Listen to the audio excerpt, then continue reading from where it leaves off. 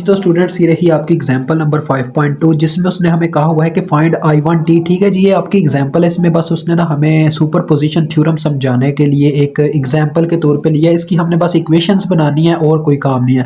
अब बच्चों मैं आपको बताता हूँ सुपरपोजिशन थ्योरम क्या था। फर्स्ट मैं डिफाइन करूंगा इसको। सुपरपोजिशन थ्योरम बच्चों कुछ इस तरह से होता है कि हम क्या करते हैं कि सर्किट में जो आपको एक से ज़्यादा जो सर्किट होता है ना, जिसमें एक से ज़्यादा सोर्सेज लगे हों, करंट सोर्सेज, वोल्टेज सोर्सेज, कुछ भी कह लो, ठीक है। हम उसमें एक एक सोर्स को कंसिडर करके अपनी आउटपुट अलग अलग करके निकालते हैं, फिर उस सबको जमा कर देते हैं। अभी मैं आपको समझाऊंगा, आपको मेरी बात की समझ आ जाएगी। करंट सोर्सेज को ओपन कर दिया जाता है और वोल्टेज सोर्सेज को शॉर्ट कर दिया जाता है, ठीक है। जब आप मतलब एक कोई कंसिडर करते हो, पहले मैं I1t मैंने निकालनी है ना, तो मैं पहले V1t को कंसिडर करता हूँ। तो मेरे पास देखें क्या फार्मूला बनेगा, जरा गौर की। फार्मूला मीन्स मतलब कि क्या शेप बनेगी, इसकी दूसरी शेप आ जाएगी। देखिएगा जरा दूसरी शेप, मेरे कहने का क्या मतलब है आपको भी समझ आ जाएगी। प्लस माइनस V1t, ठीक है जी।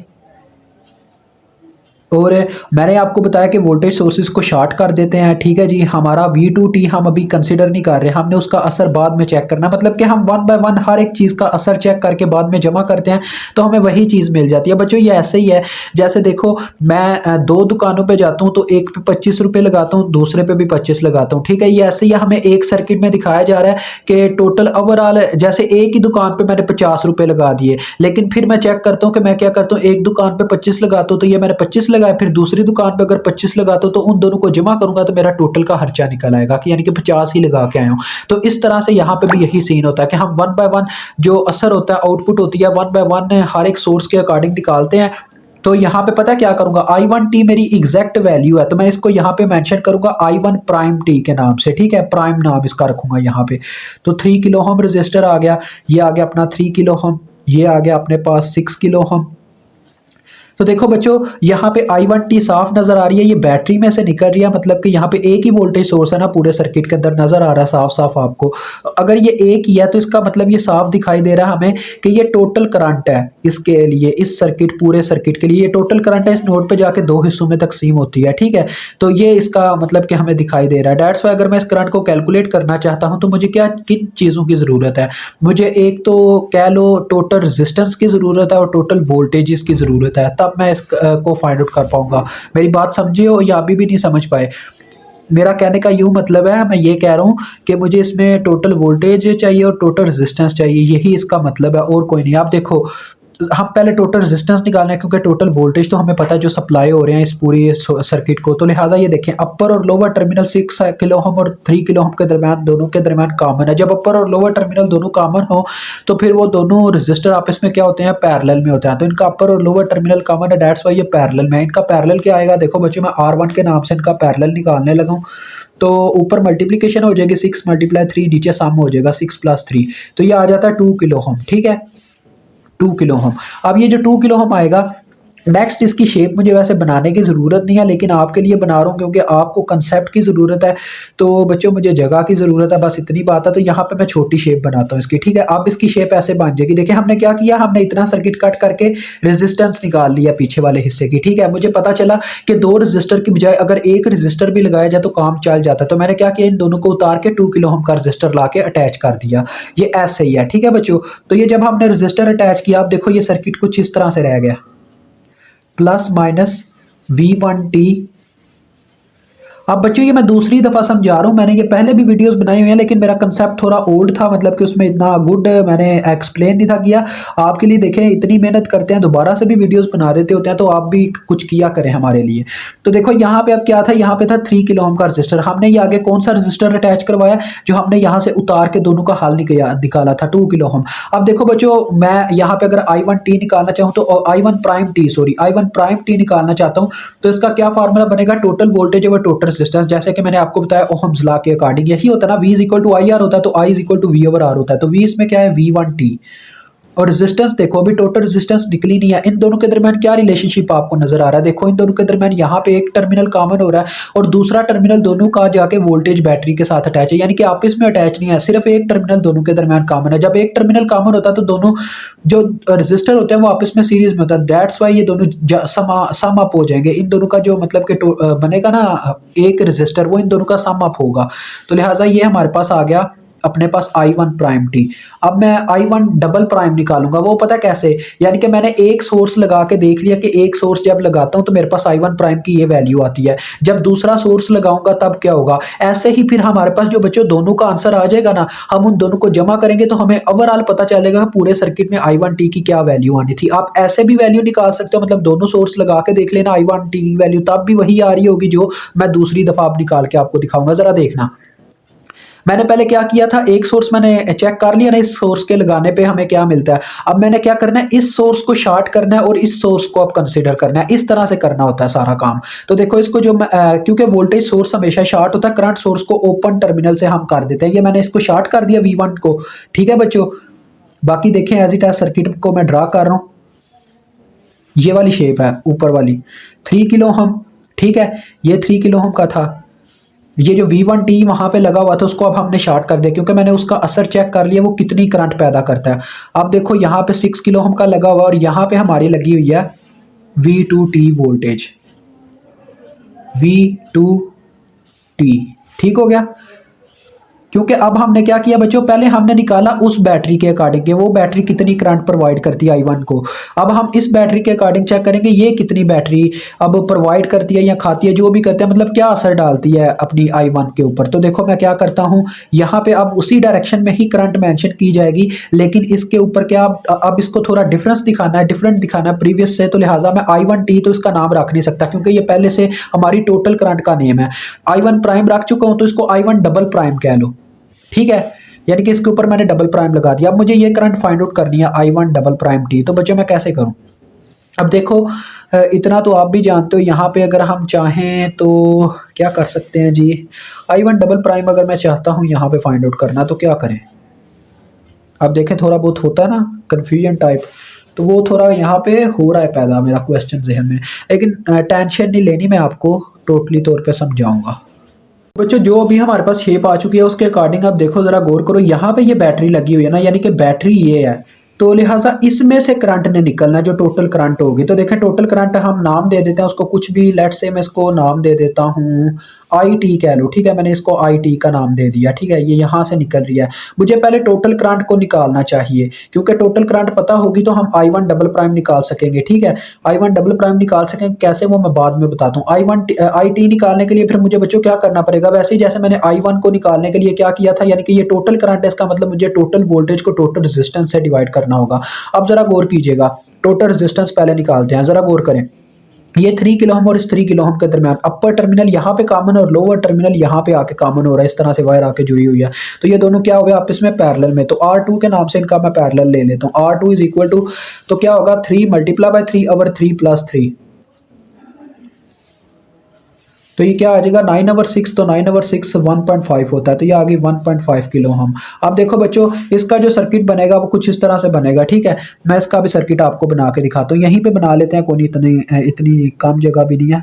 क्या आया जी, अब देखें मैंने क्या किया, इतना सर्किट कट करके चेक कर ली कि पीछे वाले दो रजिस्टर का सम अप क्या हो सकता है, मतलब क्या हो सकता है ओवरऑल इसका इक्विवेलेंस। तो वो आया मेरे पास कितना 1.5, तो ये मैंने लगा दिया उसकी जगह, ठीक है।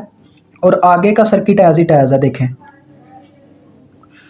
अभी कुछ बच्चे बोलेंगे कि सारे आप I1 डबल प्राइम निकालना चाहते हैं लेकिन आप IT की तरफ क्यों जा रहे हैं, क्योंकि बच्चों मुझे टोटल करंट का पता होगा, कोई फार्मूला उसका लगेगा। यहाँ पे चलें वैसे जनरल बात हो रही है, लेकिन टोटल करंट पता हो तो हम ये करंट फाइंड आउट कर सकते हैं ना I1 double prime through current division rule.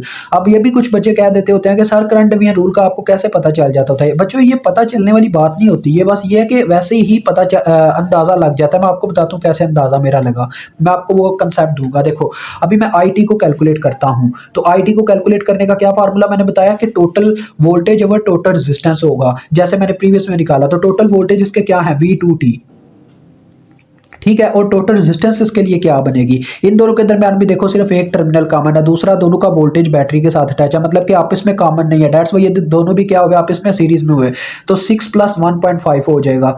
तो ये कितना बनता है बच्चों 7.5। तो V2T की वैल्यू आ गई 7.5 किलो। ठीक है, तो ये आ गई IT की वैल्यू। अब देखो जरा बच्चों गौर करना, यहाँ पे अब इस शेप पे वापस आओ, जरा गौर करो। IT जो है वो इस नोड पे करंट आती है, तो इसे दो हिस्सों में तकसीम होना पड़ता है। कुछ करंट इधर चली जाती है, तो इस पॉइंट पे आके इसको दो हिस्सों में तकसीम होना पड़ेगा। कुछ करंट इधर चली जाएगी, कुछ इस तरफ चली जाएगी। तो लिहाजा इस तरफ जो करंट जाती है उसको नाम आप कुछ भी दे रहे हो, मतलब इस साइड पे बच्चों जो भी करंट जानी है वो अब उसकी अपनी मतलब के मर्जी से मुताबिक, मेरा मतलब ये है कि जितनी करंट की इधर जरूरत होगी उतनी करंट इस तरफ जाएगी। तो इस तरफ आपको वैसे करंट की देखने की जरूरत नहीं है, लेकिन मैं आपको समझाने के लिए यहाँ पे आपको ये पॉइंट दिखा रहा हूँ। देखो इस तरफ लेट से आप कुछ भी कह लो कि कैपिटल I1 उस आई से डिफरेंट हुआ ना, क्योंकि वो तो स्मॉल आई है।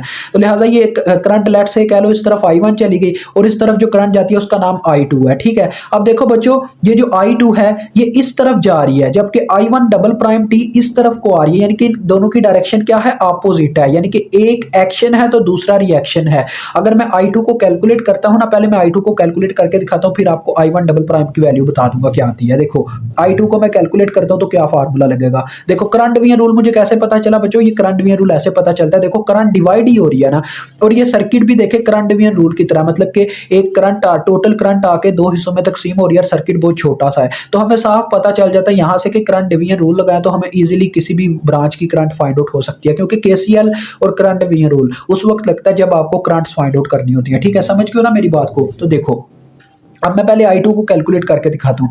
अब करंट डिवीजन रूल का कहना था बच्चों, जिस ब्रांच की मतलब कि जिस रेजिस्टर के क्रॉस आप करंट फाइंड आउट करना चाहते हो उसके पैरेलल ब्रांच के रेजिस्टेंस ऊपर रखो। अब ये देखो मैं इस रेजिस्टर के क्रॉस करंट फाइंड आउट करना चाहता हूं, तो इसके पैरेलल में कौन सा रेजिस्टर लगा हुआ है, ये 3 किलो ओम, क्योंकि इनका अपर और लोअर टर्मिनल यहाँ पे कॉमन था। डेट्स वाई 3 किलो ओम का ये वाला जो रेजिस्टर है ये इसके पैरेलल में लगा हुआ है। डेट्स वाई हम इसके क्रॉस अगर करंट फाइंड आउट करना चाहते हैं तो मुझे इसकी रेजिस्टेंस मतलब कि इस ब्रांच की रेजिस्टेंस ऊपर रखनी पड़ेगी जो पैरेलल में लगी है। तो ये पैरेलल ब्रांच है, डेट्स वाई इसकी रेजिस्टेंस ऊपर आ गई 3 के बटे में आ गई टोटल रेजिस्टेंस, यानी कि इसकी अपनी ब्रांच की प्लस इसकी पैरेलल ब्रांच की। ठीक हो गया, दोनों की 3 गया, 3 के हो गया, मल्टीप्लाई बाय सप्लाइड करंट, यानी कि जो सप्लाई हुई यानी कि जो दो हिस्सों में आके तकसीम हुई उसे सप्लाई करंट कहा जाता है। IT दो हिस्सों में तकसीम हुई है तो IT से मल्टीप्लाई करवा दिया जाएगा। अब जरा बच्चों गौर से समझना, ये आता 3/6 के से कैंसिल हो जाता है। 3/6 क्या हुआ 1/2। अगर मैं IT की वैल्यू पुट करूं 1/2 मतलब कि 1/2 से मल्टीप्लाई हो जाएगा, 1/2 से मल्टीप्लाई हो गया V2T। ये मैंने IT की वैल्यू यहां से पुट कर दी ऊपर से। ठीक है, ओवर 7.5 के। अब 7.5 के भी चेक कर लो कितना बनता है, 2 से ज़रब खाने के बाद ये बन जाएगा 2 ज़रबे 7.5। अगर हम करते हैं 7 और 7 14, 0.5 ये हो जाएगा 14 15। V2T ओवर 15 ये आ रहा है 15 के। ठीक है 15 के ये आपके पास आ गया। अब देखो बच्चों I2 और I1 डबल प्राइम की जो डायरेक्शन है वो दोनों की अपोजिट है। जब डायरेक्शन अपोजिट होती है तो न्यूटन, कुछ बच्चे मेरी ना बात को समझ नहीं पाते, डेट्स वाई मैंने यहाँ पे कुछ पॉइंट एक दिखाया है। तो न्यूटन का कहना था जब एक्शन और रिएक्शन आपस में हो रहा हो तो दोनों की जो मैग्नीट्यूड है वो तो सेम होती है लेकिन डायरेक्शन अपोजिट होती है। उसका मतलब पता क्या था, यानी अगर मैं I2 की मदद से I1 डबल प्राइम की वैल्यू ढूंढना चाहूँ ना तो I1 डबल प्राइम टी बराबर होगा, देखो -I2। ये माइनस क्यों आया, ये चीज शो करवा रहा है कि इन दोनों की डायरेक्शन जो है अपोजिट है, दैट्स वाई यहाँ पे माइनस आया। तो देखो माइनस जब पुट करूंगा तो मुझे वैल्यू मिल गई किसकी, I1 डबल प्राइम की। अब बच्चों मेरा देखें मेन मुद्दा क्या था, मेरा मेन मुद्दा था I1 को मालूम करना। अब देखें ये सुपर पोजिशन थ्योरम कैसे काम करता है। अब देखें मैंने हर एक सोर्स लगा के देख लिया ना कि कितनी क्या क्या वैल्यू आ सकती है I1 की। अब मुझे टोटल I1 जब कैलकुलेट करनी है तो मैंने इन जो जो वैल्यूज आई हैं उन सबको जमा करवा देना, I1 टी प्राइम वाली plus I1 double prime T.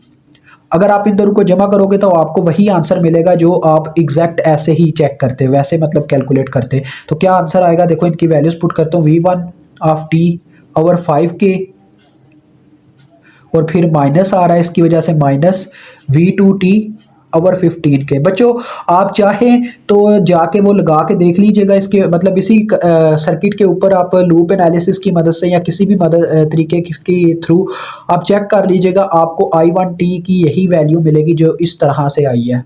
ये आपके सामने है, ठीक है। तो मुझे इजाज़त दें, इंशाल्लाह मुझे उम्मीद है आपको काफ़ी अच्छे तरीके से इस ये जो आपका चैप्टर का क्वेश्चन नंबर 5.2 था, इसके सुपरपोजिशन थ्योरम की समझ आ गई होगी। इससे नेक्स्ट भी आपको देखने को मिलेगा, वो जनरल फॉर्म में नहीं होगा, उसकी ज़्यादा आपको समझ आएगी। ये जनरल फॉर्म थोड़ा तंग कर देती है बंदे को।